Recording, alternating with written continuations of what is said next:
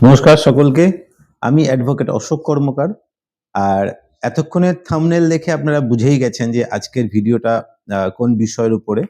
তো আমি বলবো যে যারা স্যালারিড পারসন, যারা স্টেট গভর্নমেন্ট বা সেন্ট্রাল গভর্নমেন্ট বা প্রাইভেট কোনো অর্গানাইজেশনে সার্ভিস করছেন, তাদের আর ট্যাক্স কম্পিউটেশনটা নিজেকে করতে হবে না।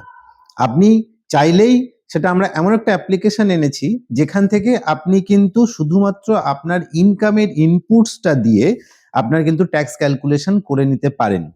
এমন তো প্রায় দিনই হয় যে মানে আপনাকে এই একটা ট্যাক্স কম্পিউটেশন করানোর জন্য কাউকে ১০০ টাকা, ২০০ টাকা, ৫০০ টাকা বা ১০০০ টাকা পর্যন্ত পে করতে হয়। সেটার কিন্তু আর কোনো প্রয়োজনীয়তা নেই। এবারে আপনারা এই কম্পিউটেশনটা কিভাবে করবেন সেটা আমি আপনাদেরকে এই ভিডিওতে বুঝিয়ে দেব। মাত্র ৫ থেকে ৭ মিনিটের মধ্যে আপনারা এই ট্যাক্স কম্পিউটেশনটা করতে পারবেন। মূলত এটা দুটো মোডে হবে। একটা মোড হচ্ছে রেজিস্টার্ড ইউজার। রেজিস্টার্ড ইউজার হচ্ছে যারা সহজ করকে নিজের ট্যাক্স কনসালটেন্ট হিসাবে নিযুক্ত করেছেন, তারা হচ্ছেন রেজিস্টার্ড ইউজার। আর গেস্ট ইউজার মানে যে কেউ সহজকর.in এ বা লগ ইন করে আপনি সেখান থেকে আপনার ট্যাক্স কম্পিউটেশনটা করে নিতে পারেন। তো এবার সেটা কিভাবে করবেন চলুন আগে আমরা ভিডিওতে দেখি। জাস্ট আপনাকে প্রথমে যেটা করতে হবে, যে কোনো একটা ব্রাউজার ওপেন করে নিন। আমি যেমন এখানে গুগল ক্রোমটা ওপেন করে নিচ্ছি। ওপেন করে আমি ডিরেক্ট অ্যাড্রেস বারে গিয়ে টাইপ করব SAHAJKAR সহজকর ডট ইন। সহজকর ডট ইনটাতে আমি যখন সার্চ করছি, তারপরে আমার কাছে এরকম একটা ওয়েব পেজ চলে আসছে, যেটা সহজকরের অফিসিয়াল ওয়েবসাইট। তো এটাকে আপনারা নোট ডাউন করে রাখতে পারেন। বিভিন্ন সময় এটা মানে সহজকরের পক্ষ থেকে যখনই কিছু ট্যাক্স রিলেটেড আপডেটস থাকবে, সেটা এখানে আপডেট করা হবে। এখন যেমন আমি ওয়েব পেজটা খুলে নিয়েছি। খুলে নেওয়ার পরে আমি দেখতে পাচ্ছি এখানে একটা লোগো আছে, সহজকর নাম লেখা আছে, এবং এই সাইডে কয়েকটা আলাদা আলাদা অপশনস আছে, যেমন home, about us, services, tax calculation, gallery and contact us. তো এইখানে আপাতত আমাদের ভিডিওটা হচ্ছে ট্যাক্স ক্যালকুলেশন যে অপশনটা রয়েছে এটাকে নিয়ে। ট্যাক্স ক্যালকুলেশন আমি এখানে ক্লিক করে দেব। দিলে আমার কাছে এরকম একটা ইন্টারফেস আসবে, যেখানে আমাকে মানে এরকম আপনি দেখতে পাবেন স্টার্ট ক্যালকুলেশন এরকম লেখা, এরকম একটা পেজ আসবে। তো আমাকে যেটা করতে হবে, স্টার্ট ক্যালকুলেশনে আমি ক্লিক করব। ক্লিক করার পরেই চলে আসবে আমার কাছে ইনকাম এন্ড ট্যাক্স ক্যালকুলেটর। এখানে দুটো ক্যালকুলেটর আছে, একটা হচ্ছে বেসিক ক্যালকুলেটর, আর একটা হচ্ছে অ্যাডভান্স ক্যালকুলেটর। বেসিক ক্যালকুলেটর হচ্ছে শুধুমাত্র কত ট্যাক্স আসছে পড়বে নিউ ট্যাক্স রিজিমে, নেট ট্যাক্সেবল ইনকামের উপরে কত টাকা ট্যাক্স হবে, সেটা এখানে আপনি তার হিসাবটা পাবেন। কিন্তু যদি আপনি ট্যাক্স কম্পিউটেশন স্টেটমেন্ট চান, সেক্ষেত্রে আপনাকে ক্লিক করতে হবে অ্যাডভান্স ক্যালকুলেটরে। অ্যাডভান্স ক্যালকুলেটরে ক্লিক করার পরেই আপনাকে রিডিরেক্ট করে দেবে গেস্ট লগ ইন পেজে। গেস্ট লগ ইন পেজে গেলে আপনাকে এখানে বলছে for advance calculation and to download your tax calculation PDF please log in with your email. তো আপনাকে একটা ইমেল আইডি দিতে হবে। তো আমি এখানে আমার ইমেল আইডি দিয়ে দিচ্ছি, info@gmail.com। আচ্ছা, এটা দেওয়ার পরেই করব সেন্ড ওটিপি। সেন্ড ওটিপি তে ক্লিক করার পরেই আপনার ইমেল আইডিতে একটা ওটিপি আসবে। যে ওটিপিটা আমি দেখে নিচ্ছি একবার। 463461। আচ্ছা, ওটিপিটা দেওয়ার পরেই আমাকে করতে হবে ভেরিফাই ওটিপি। ভেরিফাই ওটিপি করলাম।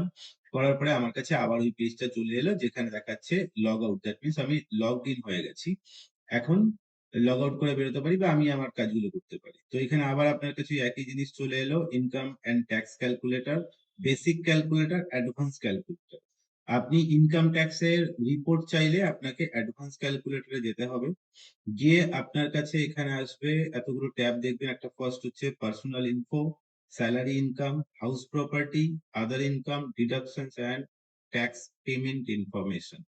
তো আমি এখানে ফার্স্ট আপনাকে দিতে হবে পার্সোনাল ইনফো, প্যান নাম্বার। তো যার যার প্যান নাম্বার দেবেন, আমি এখানে একটা ড্যামি প্যান দিয়ে দিচ্ছি জাস্ট দেখানোর জন্য। আচ্ছা, এই আমি স্ট্রাকচার অনুযায়ী প্যান দিয়ে দিয়েছি, তারপর দেবো না।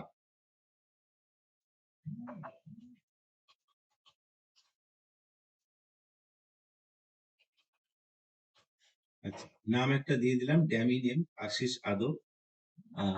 তারপর এখানে আর কিছু করার নেই, এটা নিউ ট্যাক্স রেজিউমে হিসাব হবে। অ্যাসেসমেন্ট ইয়ার 26-27 এগুলো অলরেডি সিলেক্টেডই থাকবে, অতএব এখানে আর চেঞ্জ করার কিছু দরকার নেই আনটিল আপনার মনে হয় যেটা চেঞ্জ করার প্রয়োজনীয়তা আছে আপনার রিকোয়ারমেন্ট অনুযায়ী, তাহলে করে নিতে পারেন।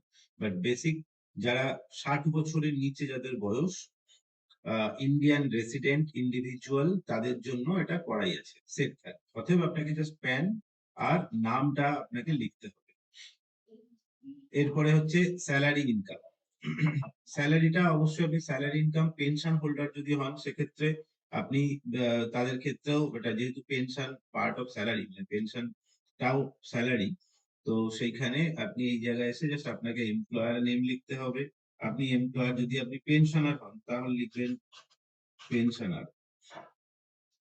10 নাম্বার এটা অপশনাল, আপনি দিতেও পারেন নাও পারেন। আর যদি আপনি ইন সার্ভিস হন তাহলে অফিসের নামটা লিখবেন, যেমন আমি দিয়ে দিচ্ছি সহজ কর। ওকে, 10 নাম্বারটা আমি দিয়ে দিচ্ছি না, ছেড়ে দিচ্ছি। স্যালারি, তারপরে আসছে salary received from previous employer. Previous employer আর একটা হচ্ছে salary received from current employer. Previous employer আর কারেন্ট এমপ্লয়ার এটা হচ্ছে যারা একই বছরের মধ্যে ট্রান্সফার যাদের হয়েছে। মানে ধরুন আপনি এপ্রিল থেকে জুলাই পর্যন্ত একটা অফিসে ছিলেন, তারপর আপনার ট্রান্সফার হয়ে গেল, অগাস্টে গিয়ে আপনার অন্য অফিসে জয়েন করলেন, সেখান থেকে স্যালারি ড্র করছেন। সেক্ষেত্রে আপনার এই ফার্স্ট যে ওই মার্চ মাসের স্যালারি থেকে জুলাই পর্যন্ত যেখানে আপনি স্যালারি নিলেন, সেটা হচ্ছে আপনার প্রিভিয়াস এমপ্লয়ার। আর কারেন্ট এমপ্লয়ার মানে আপনি যেখানে কারেন্টলি এমপ্লয়েড। সেটা আমি ধরে নিচ্ছি আপনি জুলাই মাসে কোন একটা অফিস থেকে ট্রান্সফার নিয়ে নতুন অফিসে জয়েন করেছেন, তাহলে সেই ক্ষেত্রে আপনার মোট মার্চ মাস থেকে আপনি স্যালারি ড্র করছেন এই বছরে, যেহেতু মার্চ ফাইন্যান্সিয়াল ইয়ারের গভর্নমেন্টের, স্টেট গভর্নমেন্টের ক্ষেত্রে বা সেন্ট্রালের ক্ষেত্রেও মার্চের স্যালারিটা এপ্রিলে ড্র হয়। তো সেই জন্য আপনার স্যালারি হচ্ছে মার্চ, এপ্রিল, মে, জুন, জুলাই, মানে 5 মাসের স্যালারি আপনি প্রিভিয়াস এমপ্লয়ার থেকে পেয়েছেন। সেই ক্ষেত্রে আপনি এখানে ধরলাম 1 লাখ টাকা করে পার মান্থ স্যালারি, তাহলে 5 মাসে 5 লক্ষ টাকা। যদি আপনি এমন হয় যে আপনি আগে যে অফিসে এখন আছেন এই অফিসেই পুরো বছরটাই আছেন, তাহলে সেই ক্ষেত্রে এটা ব্ল্যাঙ্ক, এটাতে কিছু হবে না, পুরোটাই আপনার এখানে আসবে।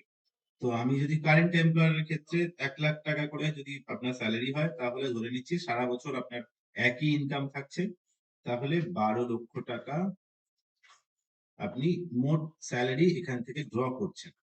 আচ্ছা, এটা হয়ে গেল, এইটুকুই আপনার কাজ।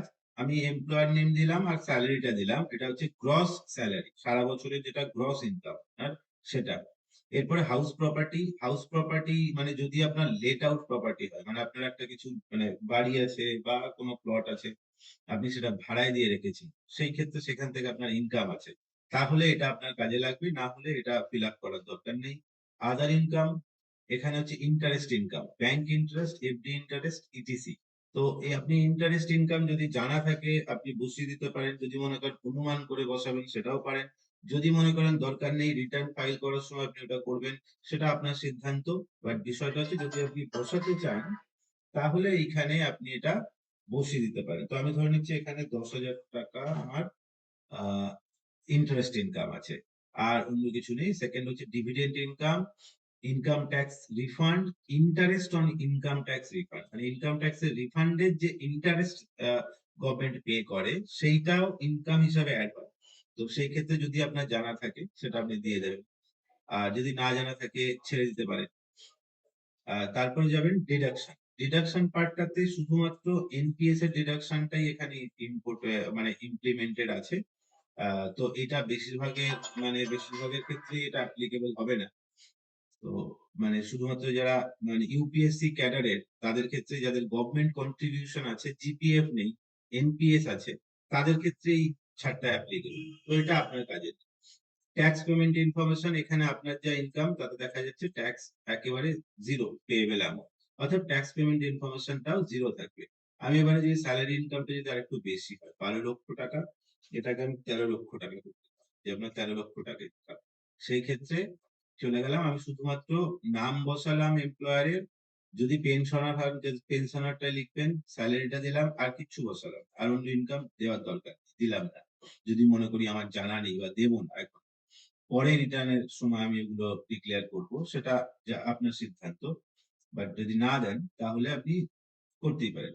তো এবারে ট্যাক্স পেমেন্ট ইনফরমেশন এখানে দেখা যাচ্ছে ৩৬,৪০০ টাকা পেয়েবল, ডিউ ৩৬,৪০০। এইবারে এইখানে হচ্ছে ট্যাক্স পেমেন্ট ডিটেলস। এইবারে আপনি কি আছে, tax paid up to December ২০২৫। আপনি জানুয়ারি মাসে, আমরা সাধারণত বছরের শেষের দিকেই হিসাবগুলো করি, তো আমি ধরে নিচ্ছি আপনি জানুয়ারি মাসে হিসাব করছেন, তাহলে ডিসেম্বর মাস পর্যন্ত আপনি কত টাকা ট্যাক্স দিয়েছেন, মানে এমপ্লয়ার আপনার স্যালারি থেকে কত টাকা কেটে নিয়েছে বা আপনি নিজে পে করেছেন। তো আর tax paid up to December আমি ধরে নিচ্ছি আপনি এখানে ১০,০০০ টাকা দিয়েছেন, তাহলে পেয়েবল ৩৬,৪০০, ডিউ ২৬,৪০০, ১০,০০০ টাকা এখান থেকে দেওয়া হচ্ছে।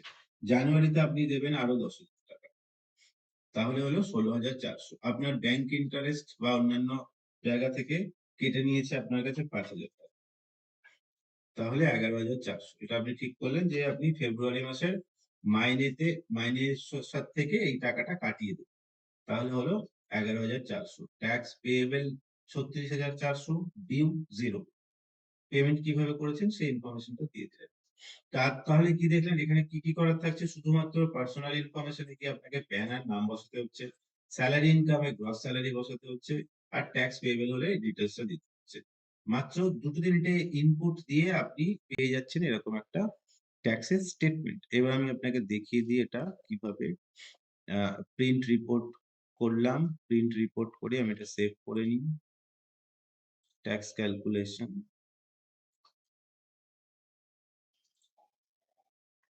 এটা সেভ করে নিলাম, নিলে রিপোর্টটা কেমন দেখতে হবে সেটা একবার দেখি। আচ্ছা, এই আসছে আপনার রিপোর্ট। ১২,২৫,০০০ টাকা, ১০,০০০ টাকা আপনার ইনকামে অ্যাড হচ্ছে যেহেতু ব্যাংক ইন্টারেস্ট আছে। ১২,৩৫,০০০ টাকা, ১২,৩৫,০০০ টাকার উপর আপনার ট্যাক্স পড়ছে ৬৫,২৫০ টাকা। এইবারে এই জায়গায় আপনি 87 এতে একটা রিলিফ পাচ্ছেন, এটা বেসিক্যালি হচ্ছে মার্জিনাল ট্যাক্স বেনিফিটের জন্য। মার্জিনাল ট্যাক্স রিলিফ জিনিসটা কি? এটা হচ্ছে আপনার এই যে ১২,০০,০০০ টাকা থেকে যত টাকা বেশি আছে, যেমন এখানে ৩৫,০০০ টাকা বেশি আছে ১২,০০,০০০ উপরে, আর ট্যাক্স হচ্ছে ৬৫,০০০ টাকা। তো এই ৬৫,০০০ থেকে ৩৫,০০০ টাকা মাইনাস করলে যে ফিগারটা আসবে ওই ফিগারটা হচ্ছে আপনি ছাড় পাবেন। তো এইটা ছাড় হওয়ার পরে আপনার ট্যাক্স পড়ছে ৩৫,০০০। দ্যাট মিনস যতটা এক্সেস হয়েছে ওইটাই। এই টাকাটা তার উপরে education cess, health and education cess 4%, ১৪,৪০০ টাকা অর্থাৎ ট্যাক্স পেয়েবল ৩৬,৪০০ টাকা, ট্যাক্স ডিডাক্টেড বাই আদার্স ৫,০০০, আপ টু ডিসেম্বর আপনি দিয়েছেন ১০,০০০, জানুয়ারিতে দিয়েছেন ১০,০০০, ফেব্রুয়ারিতে দিয়েছেন ১১,৪০০। তো টোটাল পেমেন্টস মেড ৩৬,৪০০। তারপরে আসছে verification. I, Ashish Sadhu, do hereby verify that the information furnished above is true and correct to the best of my knowledge and belief. Signature of the employee, date of generation, যেদিনকে আপনি এটা generate করছেন সেই ডেটটা। তো just আপনি দেখলেন যে জিরো ট্যাক্স এর নলেজে, জিরো ট্যাক্স এর নলেজ, ট্যাক্সের আপনার জিরো নলেজেও আপনি কি করে আপনার ট্যাক্সের হিসাব করে একটা স্টেটমেন্ট জেনারেট করে আপনি আপনার এমপ্লয়ারকে দিতে পারেন। যেটা আপনার এই কাজটা করার জন্যই হয়তো আপনাকে কাউকে ১০০ টাকা, ১৫০ টাকা বা ২০০ টাকা পর্যন্ত পে করতে হতো, দিয়ে আপনার একটা রিপোর্ট বানিয়ে দিতে হতো। তারপর সে হয়তো আপনাকে একটা টাইম দিত, ৩ দিন, ৪ দিন, ৫ দিন, ৭ দিন। তো সেই জায়গায় কোনো প্রয়োজনীয়তা নেই, আপনি নিজেই মাত্র ৫ থেকে ৭ মিনিটের মধ্যে বা লেস দ্যান দ্যাট আপনি কিন্তু নিজের গ্রস স্যালারি এবং বা অন্যান্য ইনকামের ইনপুট দিয়ে পুরো ট্যাক্সের ক্যালকুলেশন করে একটা রিপোর্ট নিজের হাতে যেকোনো সময় পেয়ে যাবেন।